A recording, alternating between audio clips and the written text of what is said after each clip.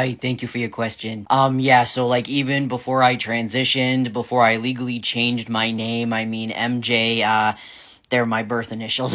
It's funny because I settled on MJ because I felt like it would be easier, on my loved ones, because some of them, like a couple of them already called me MJ anyways. Like my dad, his initials are SJ, so when he calls me, he's always like, "Hey MJ, it's SJ." Yeah, I'm Jay. It's SJ. It's so funny that was at 916 because that's our lucky number. So yeah, I figured this will be easier for my loved ones.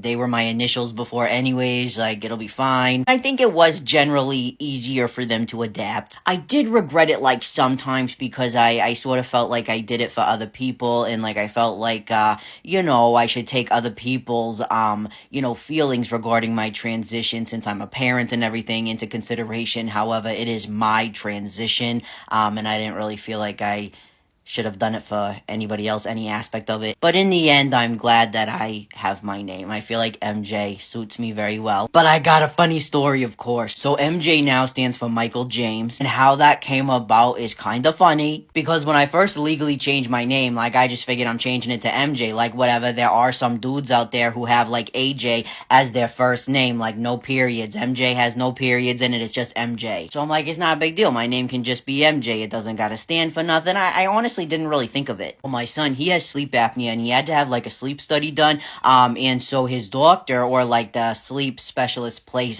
put us up in this like amazing hotel. It was like a luxury like hotel. It was friggin' great. Before he had his sleep study, we got to go swimming in the pool. There was a hot tub. There was like, it was great. But anyways, the nurses would come in and like, check on everything. And so we had a nurse come in to like, do his registration and everything. And this is before my son's father died. So like he was active in his life, but not when it comes to any type of appointment, school, nothing important. He had nothing to do with, that was his choice. And usually on paperwork, like people knew that I was his mother, like, cause they'd see from records like, a long time ago that it would say like mom, mother, birth, whatever they say. So the nurse comes in to register us and everything, and immediately she thought I was his dad. And listen, I don't give a fuck. I don't consider myself a father. My kid calls me mom. I consider myself a mom. But I'm not gonna sit there and explain to a nurse about how I'm transgender when it has like nothing to do with the situation. Especially when his dad could have been there like helping.